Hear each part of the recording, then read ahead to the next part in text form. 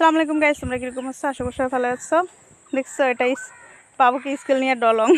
দেখো এটা রাস্তা, পাহাড়ি রাস্তা, এটা অনেক সুন্দর জায়গা, পাহাড়ি। সো গাইস আমি এখন পার হব ডলং। দেখলে গাইস, আমি 2 দিন ধরে ভিডিও শেয়ার করি না তোমাদের সঙ্গে, আমি ব্লগ করতে পারছিলাম না, তোমার জায়গাও না সেরকম, বা বৃষ্টির জন্য ব্লগ করতে পারি না। তোমরা কিরকম আছো সবাই? আশা করি সবাই ভালো আছো, তোমাদের আমিও ভালো আছি। গাইস পাহাড়ি রাস্তা দেখলে, বাবুকে আনতে গেছিলাম, আনতে না দিতে গেছিলাম স্কুলে।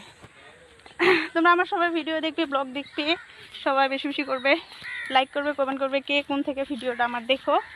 আর তোমাদের কাছে একটা আসলে আমার 5 বছর পুরনো আইডিটা যেন তোমরা একটু হেল্প করো আমাকে, বুঝলে গাইস?